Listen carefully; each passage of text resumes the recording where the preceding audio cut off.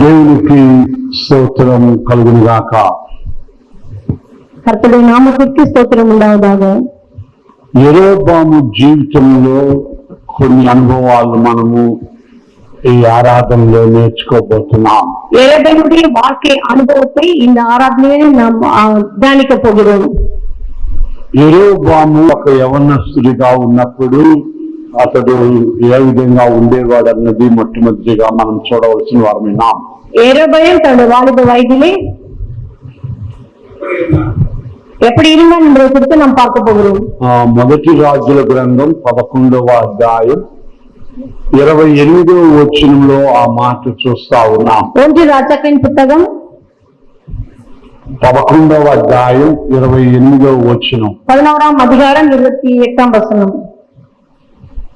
యెరొబాము అనే ఇతడు మహాబలాఢ్యుడై ఉండగా యవనుడగు ఇతడు పనియందు శ్రద్ధ గలవాడని సొలొమోను తెలుసుకుని యోసేపు సంతతి వారు చేయవలసిన భారమైన పని మీద అతన్ని అధికారిగా నియమించను.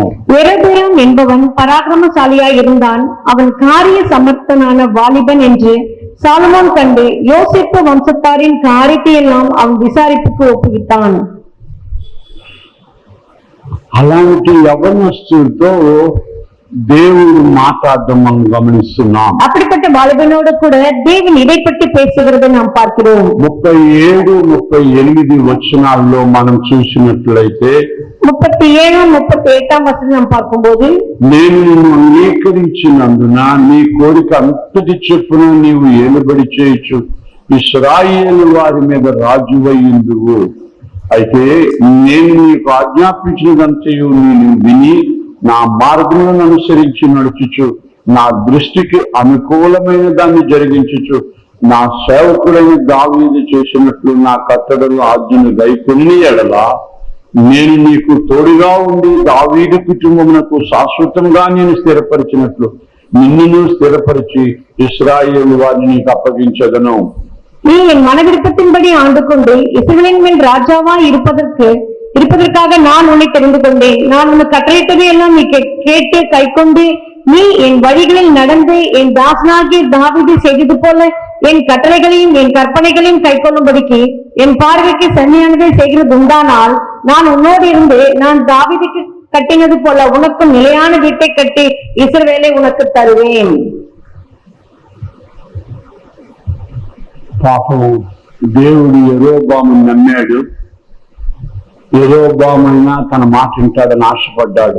தேவன் யெரொபாமை நம்பினார். பாவம், ஆனால் அவர் ஆசைப்பட்டார் அவன் அதை செய்வான் என்று. ஆனால் இல்லை. కారణం ఏంటంటే ఇశ్రాయేలు చేసిన పాపమును బట్టి దేవుడు యెరొబాముకి 10 గోత్రాలు ఇచ్చేస్తానన్నాడు. పాపం இஸ்ரவேலுடைய பாவத்தை நிமித்தமாய் ஆண்டவர் யெரொபாமை கடிந்து கொண்டார். 35వ వచనంలో అంటున్నాడు 11:35లో అతని కుమారుని చేతిలో నుండి రాజ్యం తీసివేసి నీకు 10 గోత్రములు ఇచ్చేదను అంటున్నాడు. ஆனாலும் ராஜ்யபாரத்தை அவன் குமாரன் கையிலிருந்து எடுத்து அதிலே 10 கோத்திரங்களை உனக்கு தருவேன். కారణం ఏంటి? కారణం என்ன? 31, 33 వచనాల్లో దేవుడు అంటున్నాడు, ఇశ్రాయేలు దేవుడైన యెహోవా సెలవిచ్చిందేమనగా జనులు నన్ను విడిచిపెట్టి అష్టారోతన సీదోనీల దేవత, కెమోషి మోయాబీల దేవత, మిల్కోనని అమ్మోనీల దేవత ఇవన్నీ మొక్కి నా దృష్టికి యోగ్యమైన దానిని చేయకయు నా కట్టడలను నా విధులను అనుసరింపకయు నేను ఏర్పరిచిన మార్గంలో నడుచుక ఉన్నారు గనక రాజ్యం సొలొమోను చేతిలో తీసేస్తున్నా. అందుకు దావీదు போல என் பார்வைக்கு செம்மையானதை இருக்கிறதை செய்யவும் என் கட்டளைகளையும் என் நியாயங்களை கைக்கொள்ளவும் அவர்கள் என் வழிகளில் நடவாமற் போனபடி కనుక ఆకనంలో మనం చూసినట్లుగా వాక్యத்தை நாம் பார்ப்போம் என்றால் యెరొబామును యవన కాలంలో దేవుడు పాపం పిలుచుకొని వాలిబ వయదిలో இருக்கிற యెరొబాமை தேவன் அழைத்து రాజ్యమునకు మరి ఆ రాజ్యంని అప్పగించాడు. ఆయన దేవుడు అడిగింది, నువ్వైనా నమ్మకంగా నాకుంటావా అని అడుగుతున్నాడు. ஆண்டவர் அனுப்ப சொன்னார், நீயாவது என்னுடைய வார்த்தைக்கு கீழ்ப்படிந்து என் இஷ்டப்படி நடப்பாயா என்று கேட்டார். దుష్టులు నమ్ముతున్నాడు, వాళ్ళందరూ ఆయన మోసం చేయడం వల్ల భయంకరంగా ఉంది. పాపం అనేక సమయంలో దేవుని మనిషిని నమ్ముகிறார், ஆனால் அவர்கள் மோசம் செய்கிறார்கள். దేవుడు సొలొమోను నమ్మాడు, సొలొమోను మోసం చేశాడు. சாலமோனை தேவன் நம்பினார், அவன் அவருக்கு மோசம் செய்தான். దానికి ముందు సౌలు నమ్మాడు, సౌలు మోసం చేశాడు. சவுலை நம்பினார், சவுல் அவருக்கு மோసం செய்தான். కనుక ఆయన మాట వినేవాళ్ళు ఎవరు లేరే అన్నది బాధగా ఉంది. அவர் தன்னுடைய வார்த்தை கேட்பவர்கள் யாரும் இல்லையே என்பது அவருக்கு வேதனையா இருந்தது. మరలా దేవుడు అడుగుతున్న ఒకే ఒక్క ప్రశ్న ఏంటంటే, மறுபடியும் தேவன் கேட்கிற ஒரே கேள்வி என்னவென்றால், మరి నా మాట వింటావా, நீ என்னுடைய வார்த்தை கேட்பாயா, నాకు లోబడతావా? எனக்கு కీழ்పడివాయా? అది చాలా ఇంపార్టెంట్ అయిన మాట కదా. இது ரொம்ப ரொம்ப மிக முக்கியமான காரியம். ఎందుకంటే ஏனென்றால் వాక్యం వినేవాడు నీతిమంతుడు కాదంట. வசனத்தை கேட்பது மாத்திரம் நீதிமான்கள் அல்ல, వాక్యాన్ని అనుసరించేవాడే నీతిమంతుడు అని నేను చెప్తాను. கேட்ட வசனத்தின்படி யார் நடக்கிறார்களோ அவர்கள் தான் நீதிமான். జాగ్రత్తగానండి, వాక్యం వినేవాడు నీతిమంతుడు కాదు. ஆண்டுடைய வார்த்தையை கேட்பவர்கள் மாத்திரம் நீதிமான்கள் அல்ல, వాక్యాన్ని విని అనుసరించేవాడే నీతిమంతుడు. அவருடைய வார்த்தையை கேட்டு அதன்படி நடக்கிறவர்கள் யாரோ அவர்கள் தான் நீதிமான்கள் என்று எழுதப்பட்டிருக்கிறது. కనుక దేవుని జనాంగం, ஆகினாலே கர்த்தருக்கு பிரியமானவர்களே, ఈ వాక్యంలో మనం చూసినట్లయితే இந்த வசனத்தை நாம் பார்ப்போம் என்றால், ఇక్కడ యెరొబాము పాపం ఆయన మాట్లాడాడని ఇశ్రాయేలు రాజ్యాన్ని 10 గోత్రాలు తీసి యెరొబాముకి ఇచ్చాడు. உண்மையிலே என்னுடைய வார்த்தையை யெரொபாம் கேட்பான் என்று தேவன் நம்பி 12 கோத்திரத்திலே 10 கோத்திரத்தை அவனுக்கு ஒப்பு கொடுத்தார். ఏమంటే ప్రజలు కూడా మోసంగా వాళ్ళు విగ్రహారాధనకు అయిపోయారని దేవుడు వాళ్ళని విడిచిపెట్టాడు. உண்மையிலே ஜனங்கள் விக்கிரகாராதனைக்கு போய்விட்டார்கள் என்று தேவன் கூட அவர்களை அந்த பாவத்திற்கு விட்டு விட்டார். అయితే యెరొబాము కూడా ఇంకా భయంకరంగా దుర్మార్గంగా నడుచుకున్నట్టు దేవుని వాక్యంలో తెలుస్తాం. நாம் வசனத்திலே பார்க்கிறோம், யெரொபெயாம் மிகவும் பயங்கரமான ஒரு துன்மார்க்கனாய் வாழ்ந்திருக்கிறான் என்பதை பார்க்கிறோம். ఎందుకంటే మొదటి రాజుల గ్రంథం 14వ అధ్యాయంలో 1 రాజాக்களின் புத்தகம் 14ஆம் அதிகாரத்திலே 9వ వచనంలో ఒక మాట పెట్టాడు. 9ஆம் வசனத்திலே ஒரு வார்த்தை எழுதப்பட்டிருக்கிறது. 14వ అధ్యాయం 9వ వచనంలో 14ஆம் அதிகாரம் 9ஆம் வசனத்திலே, నీకంటే ముందుగా ఉండిన వారందరికంటేనూ అధికముగా కీడు చేసి, அங்கே ஆண்டவர் மென்ஷன் பண்ணுகிறார், உனக்கு முன்னிருந்த எல்லோரை பார்க்கிலும் நீ பொல்லாப்பு செய்தாய். నువ్వు ఏదో మంచుకుంటావని అనుకుంటూ నువ్వు చాలా దుర్మార్గుడిగా అయిపోయినా, நீ ஏதோ நல்லவனா இருப்பா என்று நான் உனக்கு ராஜ்யத்தை கொடுத்தால் நீ எல்லோரை காட்டிலும் மோசமா இருக்கிறாய். కనుక ఆ పాపం దేవుడు మన పట్ల ఎన్నేమో ఆశ పెట్టుకుంటా ఉన్నాడు, మనం నమ్మకంగా ఉండకపోవడం ఆయన బాధ కలుగుతా ఉంటాం. உண்மையிலே ஆண்டவர் நம்ம மேல நம்பிக்கை வைத்து என்னென்னவோ நம்முடைய வாழ்க்கையை செய்ய வேண்டும் என்று ஆசைப்படுகிறார், ஆனால் அது ஒன்றும் நடக்காமல் போகிறது. ఆయన దుఃఖపడుతున్నాం, அவரை நாம் துக்கப்படுத்துகிறோம். ఇప్పుడు ఏం జరిగిందంటే இங்க என்ன நடந்தது என்றால், పాపం యెరొబాము అనుకున్నాడు, யெரொபெயாம் நினைத்தான், మనం యెరూషలేముకి ఈ 10 గోత్రాలు వెళ్తే, యెరూషలేముకి 10 గోత్రాలు వెళ్తే எருசலேமுக்கு ఆరాధించడానికి యెరూషలేములో దేవాలయం ఉంది. எருசலேம் தேவாலயத்திற்கு ஆராதிக்க போக வேண்டும் என்றால் అక్కడ వాళ్ళు ఎక్కడ మనసు తిరిగి పారిపోతారో அவர்கள் எருசலேமுக்கு போன பிறகு அவர்கள் மனம் திரும்பி அந்த ராஜ்யத்தை சேவிப்பார்களோ என்று అని చెప్పి బేతేల్ అనే ఒక స్థలంలోనే பெத்தேல் என்று ஒரு இடத்திலே ఒక మందిరం పెట్టాడు. అక్కడ ஒரு ஆலயத்தை கட்டினான். అయితే దేవుడికి కాదు, அது தேவனுக்கு அல்ல, బయలు విగ్రహారాధనకు దేవుడు బలి మందిరం పెట్టాడు. అక్కడ அந்நிய தேவர்களுக்கு அவன் ஒரு ஆலயத்தை கட்டினான். కేవలం యెరూషలేం వెళ్తే వీళ్ళు మారిపోతారు అన్న తలంపుతో అక్కడ ఒక మందిరం పెట్టాడు. எருசலேமுக்கு போனால் அவர்கள் மாறிவிடுவார்கள் என்ற ஒரே காரணத்திற்காக இவன் வேறொரு விக்கிரகாராதனைக்கு அவன் பயன்படுத்தினான். దానికి యాజకులుగా సామాన్యులనే పెట్టేశాడు. அவர்கள் அதை ஆராதிக்க அப்படிப்பட்ட சாதாரண ஜனங்களையும் வைத்தான் அவன். కనుక ఇంకా దేవుడు కోపం ఎక్కువైపోయింది. உண்மையில் அந்நிய விக்கிரகங்களை அவன் வைத்து ஆராதிக்கும் போது தேவனுக்கு அதிகமாய் கோபம் உண்டது. మనం ఎప్పుడు కూడా అనుకుంటా ఉండాలి ఏంటంటే, நாம் எப்போதும் இதை நினைக்க வேண்டும், మనం ఏం చేసినా దేవుడు సైలెంట్ గా ఉంటాడని చాలా సార్లు అనుకుంటున్నాం. நாம் நினைக்கிறோம் நாம் எதை செய்தாலும் தேவன் மௌனமா இருப்பார் என்று. ఆయన మౌనంగా ఉన్నాడంటే మనం చేస్తుంది కరెక్ట్ అని అనుకుంటుంటాం. அவர் மௌனமாய் இருப்பதினாலே நாம் செய்கிற காரியங்கள் எல்லாம் சரியா இருக்கும் என்பது அர்த்தமல்ல. అలాగే యెరొబాము కూడా అలాగే అనుకున్నాడు. పాపం யெரொபெயாம் அப்படித்தான் நினைத்தான். ఏమనుకున్నాడంటే, என்ன செய்தான் என்றால், నేను నాకు తిరిగి లేదు, ఎవరు కూడా எனக்கு எதிராய் ஒருவனும் இல்லை, నాకెవరు తిరిగి లేదు, ఇంకా எனக்கு இனி எதிராய் ஒருவனும் இல்லை. ఏమంటే రెహబాము పాపం ఏమి చేయలేని వాడుగా మిగిలిపోయాడు. ஆனால் எதுவும் செய்ய முடியாதவனாக யெரொபெயாம் மிஞ்சி போனான். యెరొబాము కాదు, రెహబాము.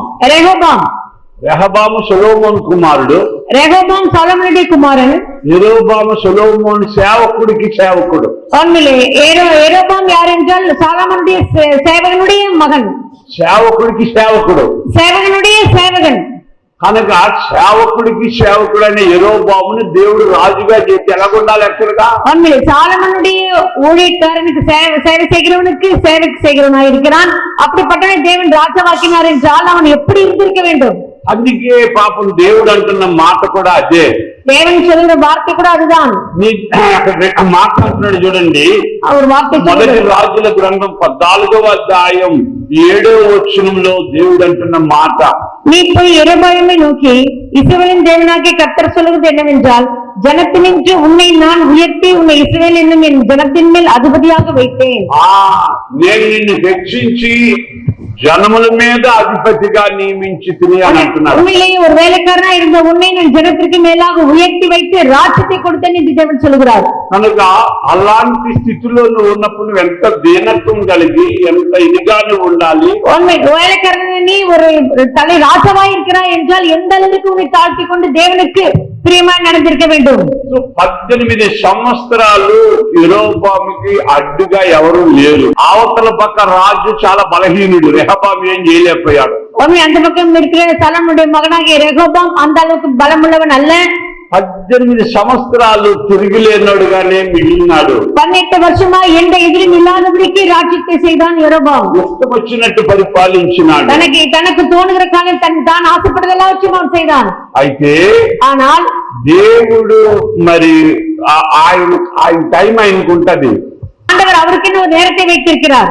సో మొదటి రాజుల గ్రంథం 15వ అధ్యాయం 1వ వచనంలో మనం చూస్తే, 1 ராஜாக்களின் புத்தகம் 15ஆம் அதிகாரம் 1ஆம் வசனம் பார்க்கும்போது, 18 సంవత్సరాల పరిపాలనలో రెహబాము కుమారుడు అబియా రాజయ్యాడు. நேபாத்தின் குமாரனாகிய யெரொபாயாம் என்னும் ராஜாவின் 18ஆம் வருஷத்திலே அபியாம் யூதாவின் மேல் ராஜாவானான். ఇప్పుడు ఇంతకు ముందులాగా కథ తిరగలే. இதுக்கு முன்னாடி இருக்கிற மாதிரி கதை நடக்கல. ఎందుకంటే రెహబాము ఉన్నప్పుడు యెరొబాము ఇష్టానుసారంగా దుర్మార్గంగా నడిచాడు. யூதாவின் ராஜாவாக ரெகோபயாம் இருக்கும் போது இஸ்ரவேலின் ராஜாவாக யெரொபயாம் தன் இஷ்டப்படி நடந்தான். కానీ ఇప్పుడు వచ్చిన ఆ కొడుకు అంటే సొలొమోనుకి మనవడు, சாலமோனுடைய பேரன், ఈ సొలొమోను మనవడు రాజు అయినాడు. இங்கே யூதாவிலே சாலமோனுடைய பேரன் அத ரெகோபயாமுடைய மகன் அபியாம் ராஜாவானான். కథ అర్థం తిరిగింది. இங்கே கதை திருப்பி போடப்பட்டது. ఏమంటే అన్నట్టు ఏం జరగట్లే. அதன் பிறகு அபியாம் அங்கே ராஜாவான பிறகு இஸ்ரவேல் ராஜாவா இருக்கிற இவருடைய வாழ்க்கையில ஒன்றும் நடக்கவில்லை. యెరొబాముకు అన్ని ఎదురుగానే వస్తా ఉన్నాయి. ஒவ்வொரு விஷயத்திலும் அபியாம் எதிராக நிற்கிறான். ఏదైనా యెరొబామును బెదిరిస్తూనే ఉన్నాడు. உண்மையிலே அபியாம் யெரொபாமை எதிர்த்து கொண்டு நிற்கிறான். అంతే 2 దినవృత్తాంతముల గ్రంథం 13వ అధ్యాయంలోకి మనం వెళ్తే, 2 நாளாகமத்தின் புத்தகம் 13ஆம் அதிகாரத்துக்கு நாம் போவோம் என்றால், 8 లక్షల మందితో బయలుదేరాడు యెరొబాము అబియా మీదకి. 2 దినవృత్తాంతముల గ్రంథం 3వ అధ్యాయంలో 13వ అధ్యాయంలో 3వ వచనంలో, 2 நாளாகமத்தின் புத்தகம் 13ஆம் அதிகாரம் 3ஆம் வசனம், அபியா தெரிந்து கொள்ளப்பட்ட 4 லட்சம் பேராகிய பராக்கிரம சேவகரின் ராணுவத்தாரை யுத்தத்திற்கு ஆயத்தம் பண்ணினான்.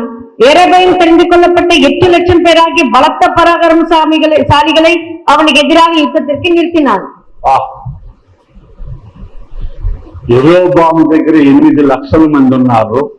అబియా దగ్గర 4 లక్షల మంది ఉన్నారు. அபியாவுடைய கரத்திலே 4 லட்சம் பேர் இருக்கிறார்கள். யெரொபெயாம் கரத்திலே 8 லட்சம் பேர் இருக்கிறார்கள். మనం అనుకుందాం ఎవరు గెలుస్తారు? நாம் நினைப்போம் யார் ஜெயிப்பார்கள்? ఎక్కువ నాలు గెలుస్తారా, తక్కువ నాలు గెలుస్తారా? 8 லட்சம் பேர் ஜெயிப்பார்களா, 4 லட்சம் பேர் ஜெயிப்பார்களா? అర్థం చేసుకోండి, ఎక్కువ నాలే సహజంగా గెలవాలి. நிறைய இடங்கள்ல என்னன்னா யார் அதிகமாக ஜனத்தை படை வச்சிருக்காங்களோ அவங்க தான் ஜெயிப்பார்கள். సో అబియా వండర్ఫుల్ గా మాట్లాడాడు. அபியாம் மிக அழகாய் பேசினான். ఏమని మాట్లాడుతున్నాడు అంటే, அவன் என்ன பேசுகிறான் என்றால், 13వ అధ్యాయంలో మనం జాగ్రత్తగా చూస్తే 13ஆம் அதிகாரத்தை நாம் மிக ஜாக்கிரதையாய் பார்க்கும்போது 8వ వచనంలో అంటున్న మాట, 8ஆம் வசனத்தில் சொல்லுகிறார், మీకు విగ్రహములు ఉన్నవి. அவன் சொல்லுகிறான், நீ நிద్రகள் இருக்கிறது உனக்கு. నీవు అన్ని ఎవరు పడితే వాళ్ళు యాజకులు అయిపోయారు. 9వ వచనంలో அவர் சொல்லுகிறார், யார் வேண்டினாலும் ஆசாரியராய் மாறி போயினார்கள். ఎవరు పడితే వాళ్ళు యాజకులు అయిపోయారు నీకు. யார் வேண்டினாலும் ஆசாரியர்கள் மாறி போனார்கள் உன்னிடத்திலே. ఎందుకంటే 13వ అధ్యాయంలో 6వ వచనంలో పనికిమాలినోళ్ళందరినీ నిలబెట్టుకున్నాడు యెహోవా.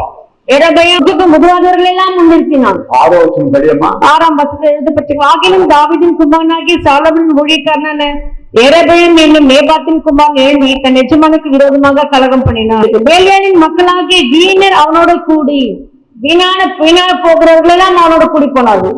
సో పనికిమాలినోళ్ళందరినీ యాజకులుగా పెట్టుకున్నాడు. ஒன்றுக்கு முதலாதவர்களாய் வேஸ்ட் என்று சொல்லுவதெல்லாம் அவன் வைத்திருந்தான். సో ఇప్పుడు అబియ అంటున్న మాట ఏంటంటే, அபியா சொல்லுகிற வார்த்தை என்னவென்றால், అబియ చాలా స్పష్టంగా మాట్లాడుతున్నాడు. மிக சரியா சொல்லுகிறான். 8వ వచనంలో అంటున్న మాట, 8ஆம் வசனம் சொல்லுகிறான், మీరు 8 లక్షల మందితో వచ్చినారు కానీ మీరు యుద్ధం ఆడుతున్నది దేవుని రాజ్యముతో, యెహోవా రాజ్యముతో యుద్ధము చేయ తెగించెదరు అంటున్నాడు అక్కడ. நீங்கள் பலன் கொள்ளலாம் என்று நினைக்கிறீர்கள், நீங்கள் ஏராளமான கூட்டம். எரபயாம் உங்களுக்கு தேவர்களாக உண்டாக்கின பொன் கன்று குட்டிகளும் உங்களிடத்தில் இருக்கிறதே. యెహోవా రాజ్యముతో యుద్ధము చేయుచున్నారు. கர்த்தருடைய ராஜ்யத்துக்கு விரோதமாக நீங்கள் வந்து நிற்கிறீர்கள்.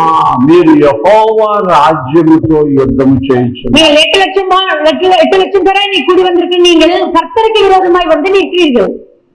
మనకి ఎంతమంది ఉన్నారు సపోర్ట్ అన్నది కాదు, మనకి ఎంతమంది బలగం ఉన్నారు అన్నది కాదు. உங்களுக்கு எவ்வளவு பேர் சப்போர்ட் பண்ணுகிறார்கள், உங்களுக்கு எவ்வளவு பலன் இருக்கிறது என்பது முக்கியமல்ல. ఎందుకంటే 8 లక్షలు కాదు 80 లక్షల మంది నీతో ఉన్నా కూడా, 8 లక్షలు కాదు 8 லட்சம் அல்ல 80 லட்சம் பேர் உன்னிடத்தில் இருந்தாலும் கூட, బలమైన దేవుడు మనకుంటే చాలు కదా. பலனுள்ள தேவன் நம் பட்சத்தில் இருந்தால் போதுமானது. అది అభి అంటున్నాడు. அங்கே அபியான் அதுதான் அவன் மென்ஷன் பண்ணுகிறான். నీకు 8 లక్షల మంది ఉన్నారని నువ్వు పొంగిపోతా ఉన్నావు. நீ உனக்கு 8 லட்சம் பேர் இருக்கிறார்கள் என்று நீ பொங்கி போகிறாய், மிகுந்த சந்தோஷப்பட்டு களி கூறுகிறாய். కానీ మా పక్కన బలమైన దేవుడు ఉన్నాడు. அவன் சொல்லுகிறான், ஆனால் எங்களிடத்தில் கர்த்தர் இருக்கிறார். ఎంత ధైర్యంగా అభిగా చెప్పగలుగుతున్నాడు. எவ்வளவு தைரியமாய் அவன் பேசுகிறான் என்று, தேவன் என் பட்சத்தில் இருக்கிறார் என்று. మన ఆ ధైర్యం ఎప్పుడు వస్తుంది మనకి? எப்போது அப்படி அவ்வளவு தைரியம் வரும்? మనకు ఆ ధైర్యం ఎప్పుడు వస్తుంది? அந்த தைரியம் எப்போது வரும்? మన దేవుడు ఉన్నాడు అన్న ధైర్యం మనకి ఎప్పుడు? என்னோட கூட தேவன் இருக்கிறார் என்று ஒரு மனுஷன் சொல்கிறான் என்றால் எப்போது சொல்ல முடியும் அது? అబియా తన మాటల్లో ఆ మాటలు చెప్తున్నాడు అక్కడ. அந்த வார்த்தையை அவன் சொல்லுகிறான். ఏమంటున్నాడంటే, என்ன சொல்லுகிறான் என்றால், చూడండి అక్కడ నంబర్ 1 అమ్మ 13వ అధ్యాయంలో జాగ్రత్తగా వెళ్దాం. 5వ వచనంలో అంటున్న మాట ఏంటంటే, 13వ అధ్యాయం 5వ వచనం, இஸ்ரவேலை என்றைக்கும் ஆளும் ராஜ்யபாரத்தை இஸ்ரவேலின் தேவனாகிய கர்த்தர் தாவீதுக்கும் அவன் குமாரருக்கும் மாறாத உடன்படிக்கையாய் கட்டளையிட்டதை நீங்கள் அறிவீர்களா? నంబర్ 1 అభి అంటున్న మొదటి మాట ఏంటంటే, அபியா சொல்லுகிற முதல் வார்த்தை என்னவென்றால், మాకు దైవ నిబంధన మాకుంది. எங்களுக்கு ஒரு கர்த்தருடைய நிபந்தனை உடன்படிக்கை என்னிடத்தில் இருக்கிறது. అది భంగము కాని నిబంధన, யாரும் உடைத்து போட முடியாத நிபந்தனை அது. అది దేవుడే మా తాతతో చేసిన నిబంధన. அது எங்களுடைய தாத்தாவோட கூட செய்து தேவன் செய்த மாறாத உடன்படிக்கை. ఫస్ట్ పాయింట్, முதல் பாயிண்ட் அவன் சொல்லுகிற வார்த்தை என்னவென்றால், మనతో మీతో మేము డబ్బులాడాల్సిన పనే లేదు యాక్చువల్ గా. உங்களோட கூட என்ன சண்டை வைத்துக் கொண்டு அவசியமே எனக்கு இல்லை. కారణం ఏంటంటే, காரணம் என்னவென்றால், నేను ఈ రోజు రాజా అయినానంటే నా గొప్పతనం నా తెలివితేటల వల్ల కాదు. நான் இன்றைக்கு ராஜாவா இருக்கிறேன் என்றால் நான் பெரியவன் என்பதாலோ இல்லை என்னுடைய அறிவினாலோ அல்ல. మా తాతకి దేవుడు చేసిన నిబంధన బట్టి నేను రాజునైనా. என் தாத்தாவோடு கூட தேவன் செய்த உடன்படிக்கை பொறுத்து நான் இன்றைக்கு நிற்கிறேன். అందుచేత మొట్టమొదటిగా మాకు ఒక నిబంధన ఉంది. முதல்ல அவன் சொல்லுகிறான், எங்களுக்கு என்று தேவனுக்கும் எங்களுக்குமான ஒரு உடன்படிக்கை இருக்கிறது. రెండోది ఏంటంటే, என்றால் 13వ అధ్యాయం 10వ వచనంలో, 13ஆம் அதிகாரம் 10ஆம் வசனம், எங்களுக்கோ கர்த்தரே தேவன், நாங்கள் அவரை விட்டு விலகவில்லை. అది அவன் சொல்லுகிற மிக முக்கியமான வார்த்தை தான், మాకు యెహోవాయే దేవుడు, கர்த்தரே எங்களுக்கு தேவன். ఆయన వదిలి మేము ఉండం. அவரை விட்டு எங்களால் வாழ முடியாது. అందుకే ఆ ధైర్యం అభియాకి. அதனாலதான் அவன் தைரியமாய் சொல்கிறான், தேவன் என் பட்சத்தில் இருக்கிறார். యెహోవాను బట్టి ధైర్యం, என் கர்த்தர் கூட இருக்கிறார் என்றதுனால எனக்கு ஒரு தைரியம் வந்திருக்கிறது. అందుకే ఆ ధైర్యంతో చెప్తున్నాడు, మాకు దేవుడు ఉన్నాడు, మేము భయపడమన్నాడు. அதனால சொல்கிறேன், நீங்க 8 லட்சம் பேரா இருந்தாலும் கூட எனக்கு எந்தவித பயமும் இல்லை, ஏனென்றால் தேவன் என்னோடு கூட இருக்கிறார். ఈ ఆరాధనలో ఉన్న మీ అందరికీ అలాంటి ధైర్యం ఉందంటారా? இங்க அரங்கி வந்திருக்கிற உங்களில் யாருக்காவது இப்படிப்பட்ட தைரியம் இருக்கிறதா? ఏం జరగనివ్వండి పరిస్థితి ఎలాగున్నా, சூழ்நிலைகள் எப்படிப்பட்டதா இருந்தாலும், ఎన్ని కష్టాలు వచ్చినా, எப்படிப்பட்ட கஷ்டங்கள் வந்தாலும், ఏం బాధలు వచ్చినా, என்ன வேதனைகள் உங்களுக்கு வந்தாலும், ఒకటి మనకు ఉండాల్సిన ధైర్యం అభియాలాగా, அபியா போல நமக்கு இருக்கிற ஒரே தைரியம் என்னவென்றால், దేవుడు మనకి తోడై ఉన్నాడు. கர்த்தர் எனக்கு துணையா இருப்பார். యెహోవాయే మా దేవుడు. கர்த்தர் தான் என்னுடைய தேவன். మేము ఆయన్ని వదలం, நாங்கள் அவரை விட்டு விலக மாட்டோம். అది పాయింట్ అక్కడ. அதுதான் மிக முக்கியமான ஒரு பாயிண்ட். ఆయన ఒకే మాట అన్నాడు, నన్ను ప్రేమించు వారిని నేను ప్రేమిస్తా. ஆண்டவர் சொல்லுகிறார், என்னை நேசிக்கிறவர்களை நானும் நேசிப்பேன். నన్ను ఇర్మియా గ్రంథంలో ఒక మాట పెడతాడు. எரேமியா புத்தகத்தில் ஆண்டவர் வார்த்தை சொல்கிறார், నీవు నన్ను నమ్మితివి గనుక నేను నిన్ను తప్పించదను. நீங்கள் என்னை நம்பிக்கை நிமித்தமாக நான் உங்களை தப்புவிப்பேன் என்று சொல்லுகிறார். సో ఆయన నమ్మిన వాళ్ళు ఆయన ఎట్టి పరిస్థితుల్లో వదలడు ప్రియుల. அவரை நம்பினவர்களை ஒரு நாளும் அவர் கைவிட மாட்டார் பிரியமானவர்களே. ఎందుకంటే ఆయన నమ్మిన వాళ్ళు ఆయన ఎన్నడూ వదలడు. அவர் நம்பியிருக்கிறவன் அவர் ஒரு நாளும் அவர்களை கைவிட மாட்டார்.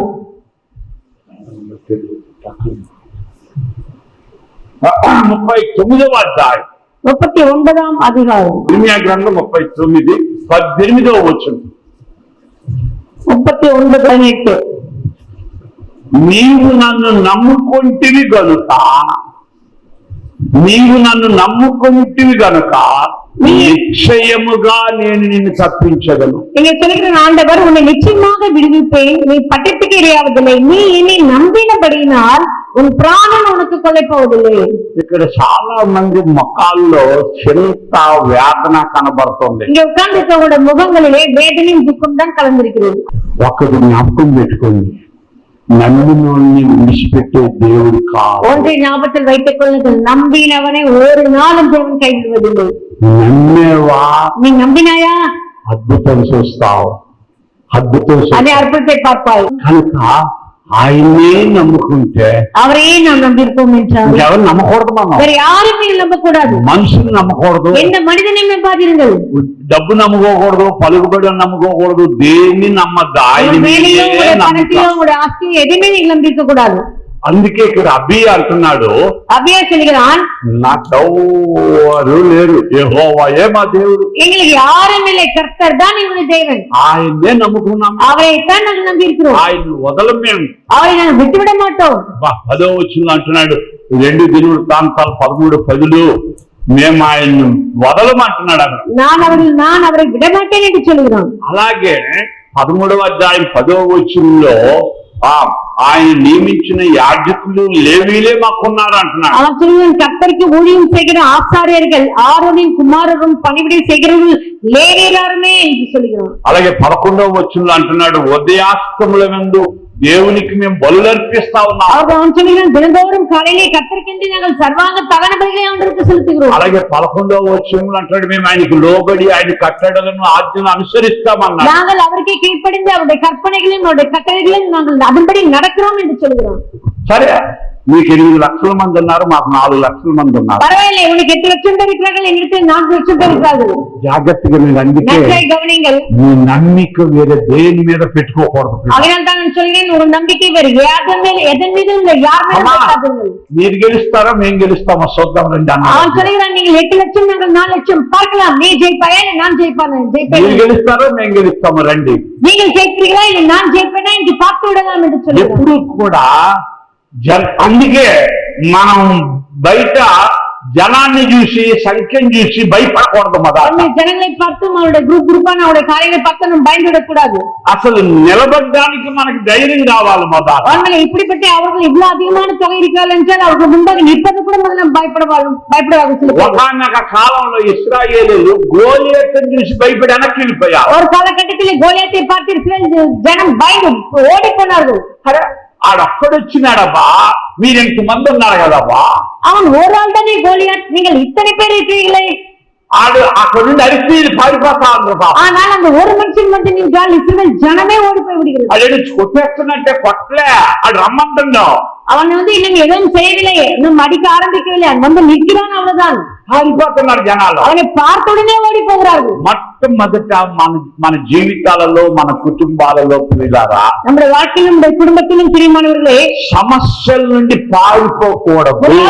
வந்து உங்களுடைய பிரச்சனைகளில் இருந்து ஓடி போக கூடாது. ఫస్ట్ మన దేవుడు మనకు నేర్పించింది ఏంటంటే, கர்த்தர் நமக்கு சொல்லிக் கொடுத்த முதல் காரியம் என்னவென்றால், సమస్యలే రాని కష్టాలే రాని எப்படிப்பட்ட பிரச்சனையும் கஷ்டமும் வந்தாலும் கூட మనం ఎదుర్కొని మనస్సు మొట్టమొదటిగా ధైర్యం అనుకుంటాం. அவர்கள் அந்த பிரச்சனையை எதிர்கொண்டு நிற்கக்கூடிய தைரியம் நமக்கு வேண்டும். Glory to God. கர்த்தருக்கு மகிமை உண்டாவதாக. క్రీస్తునందు ప్రియ దేవుని జనాంగం, చాలా మంది ఈ టీవీలలో వర్తమానాలు విని మా కార్యక్రమాల గురించి ప్రత్యేకంగా ఫోనుల్లో చూడాలని ఇష్టపడుతూ ఉన్నారు. ఈ రోజుల్లో అందరికీ స్మార్ట్ ఫోన్లు వచ్చినాయి కనుక అందరూ కూడా మరి స్మార్ట్ ఫోన్లో వారి ప్రయాణాల్లో కానీ, వారి తీరిక సమయాల్లో కానీ, ఆఫీసుల్లో కానీ ఈ వర్తమానాలు వినాలని ఎంతగానో ఆశపడుతూ ఉన్నారు. వారందరిని బట్టి నేను ప్రభువుకి స్తోత్రాలు చెల్లిస్తూ ఉన్నా. ప్రియ దేవుని జనాంగమా, దయచేసి మీరు వినండి, మీ స్నేహితులకి, ఇరుగు పొరుగు వారికి, తెలిసిన వారికి కూడా పరిచయం చేయండి. యూట్యూబ్లో మీరు రెవరెండ్ డాక్టర్ కేజే కామేశ్వరరావు అని మీరు నా పేరు కొడితేనే వర్తమానాలు వస్తాయి. Reverend doctor KJ Kameswara Rao Telugu sermons అని కొడితే వస్తాయి. దయచేసి మీరు ఆ వర్తమానాన్ని చూడవచ్చని ప్రేమతో తెలియజేస్తూ ఉన్నాం. ఇందులో డైరెక్ట్గా మేము సిద్ధపరిచి పంపించినవి కొన్ని ఉన్నాయి. కొన్ని టీవీ వారే ప్రత్యేకంగా, మరి శుభవార్త టీవీ వారు, రక్షణ టీవీ వారు, అలాగే మరి కొంతమంది సంఘాలు కూడా మరి యూట్యూబ్లో నా వర్తమానాలు అప్లోడ్ చేసి ఉన్నాయి. కనుక అన్నీ కూడా మీరు నిదానంగా మీరు విని ఆత్మీయంగా మేళ్ళు పొందాలని నేను ఆశపడుతూ ఉన్నా. నిజంగా అప్లోడ్ చేసిన టీవీ స్టేషన్ల వారికి, సంఘాల వారికి నా ప్రేమపూర్వకమైన హృదయపూర్వక వందనాలు తెలియజేసుకుంటూ ఉన్నా. ఈ వర్తమానాలు అనేక మంది వినాలని మరి ప్రేమతో అడుగుతున్నారు. వారందరిని బట్టి, మీరు ఇస్తున్న ఈ ప్రోత్సాహాన్ని బట్టి మీకు నేను చాలా వందనాలు తెలియజేస్తున్నా. దయచేసి వినండి, ఇతరులకు వినిపించండి. అనేక మంది ఆత్మీయంగా మేలు పొందుకునేటట్టు మీరు సహకరించండి. ఇది స్వచ్ఛమైన పాలులాగా అన్నమాట. ఇందులో కల్తీ ఏముండదు. అందుకే చాలామంది గొప్ప గొప్ప దైవజనులు ఉన్నారు, చాలా ఆకర్షితకంగా మరి ప్రసంగాలు చేసేవారు ఉన్నారు. కానీ నాకు తెలిసిన, నాకు ప్రభు బయలుపరిచిన మర్మాలను, ఈ సందేశాలను మీకు నేను అందిస్తున్నాను కనుక దయచేసి వాటిని మీ ఆత్మలకు అనుకూలంగా, మరి ఆత్మీయంగా మిమ్మలను పరివర్తనలోనికి నడిపించేవిగా, మిమ్మలను ఆలోచింపజేసేవిగా మరి ఈ వర్తమానాలు ఉంటున్నాయని నేను పరిశుద్ధాత్మను బట్టి దేవునికి స్తోత్రాలు చెల్లిస్తున్నా. ఆ విధంగా పరిశుద్ధాత్మ దేవుడు క్రియ జరుస్తూ ఉన్నాడు. ఆనందమే పరమానందమే యేసయ్య సన్నిధిలో, ఆనందమే పరమానందమే యేసయ్య సముఖములో, దేవమంత